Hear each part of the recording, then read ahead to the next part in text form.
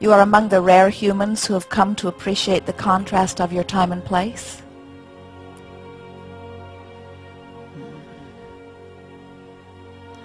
We like to begin in that way because we remember something that many of our physical friends do not remember, and that is the enthusiasm with which you made the decision to come forth into this time-space reality. And the factor that was the most exhilarating about creating here, about being here in this leading edge environment, was the variety or contrast that you knew you would be able to choose from. From your non-physical perspective, you know that you are creator. And you knew, before you made the decision to come forth into these bodies, that what that meant is you would be one who focuses. You knew from your non-physical perspective that everything is about vibration, that you are more electrical beings than you are the flesh, blood, and bone beings that you see here. And you were excited about the idea of having tremendous variety to ponder and consider and to conclude from. And from that non-physical perspective, you knew that that conclusion or that decision or that intention, that determination, that focus that would be natural, you knew that that would be a flashpoint, a summoning point. You knew that in that decision there would be pulling power. And you knew at that time, you are coming to know it or remember it again now, you knew that in the conclusion or in the deciding or in the desiring that there would be a summoning, because you understood from that perspective that everything is about law of attraction. And you knew that when a desire was formulated within you, that that desire would summon unto you, that your desires would be created through you. You knew that when you ask, it is always given. Sometimes when we talk about asking, we know that our physical friends think that what we mean by that is the asking that comes from your words. And while sometimes you do ask with your words, it is not that asking that we are wanting to call your attention to. It is the vibrational asking. It is the natural impulse of desire. It is the desire that exists within you, that is born out of that which you are perusing, that which you are considering. It is that decision that is made even without the words that you are offering. Sometimes you ask with your words. And what we mean by that is sometimes the words that you are speaking are a perfect vibrational match to the vibration that is within you. But very often, the asking that is going on vibrationally is not the asking that you think it is. We're wanting to help you to understand how it is that you are asking and why it is that you are getting, or why it is you are not getting what it is you are wanting. We're wanting you to understand that you are vibrational beings and you are focused in a vibrational universe. And when you are understanding the vibration that you are offering, then you understand the manifestation that is coming. An easy way to hear that is what I am thinking and what I am receiving are always a vibrational match. An even better way of saying it is what I am thinking or pondering or remembering or imagining or musing or considering or focusing upon, that which I'm giving my attention to, is causing an emotional reaction within me. And that emotional reaction within me is my indicator of my vibration. So it is always true that what I'm thinking and feeling and what is manifesting is always a match.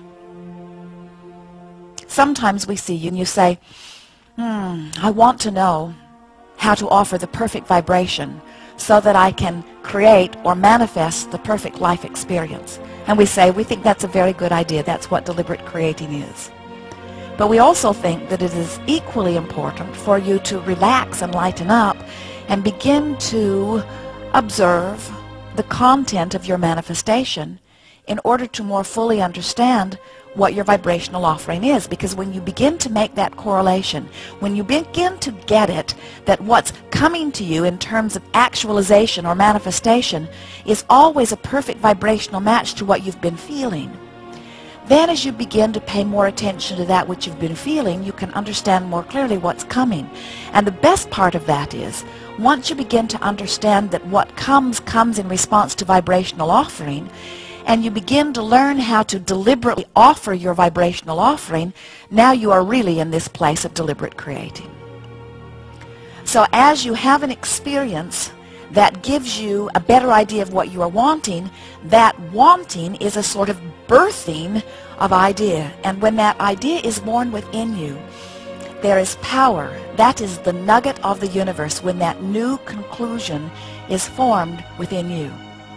And in the moment that idea bursts forth within you, non-physical energy rushes to answer it, because it is always true, every time, that when you ask, it is always given. Sometimes people say to us, Abraham, you're teaching us fantasy, you're teaching us denial, you're teaching us fabrication, you're teaching us fiction. And we say, we're teaching you to set your vibrational tone. Because when you set your vibrational tone to something that pleases you, the universe will yield to you something that pleases you. Sometimes people will say to us, but Abraham, should I not face reality? And we say, no, never face reality unless what you are living is perfect in every way. Then give it your full attention. But what we would do is selectively sift. We would selectively sift through our reality, and we would focus mostly upon those things that please us. Then people say to us, Abraham, well, you are teaching selfishness. And we say, indeed we are. Because if you are not selfish enough to find vibrational harmony with Source, then you have nothing to give anyone else anyway. If you are not paying attention to the way you feel, then you have no basis of knowing which direction to go. What many physical beings are doing is they are looking at the results of the manifestations, and they say, these are good manifestations, we want more of them, we would vote for those. But these are bad manifestations, we want not these, we would not vote for these. And so as they are saying yes to these things, but no to these things, they have a sort of mix of vibration that is not a vibrational match to what they are really wanting. And so the universe cannot yield to them what they are really wanting, because they are not a vibrational match to what they are really wanting. And law of attraction says that which is likened to itself is drawn. So here's what we would do if we were standing in your physical shoes. We would make a decision that nothing is more important than that I feel good.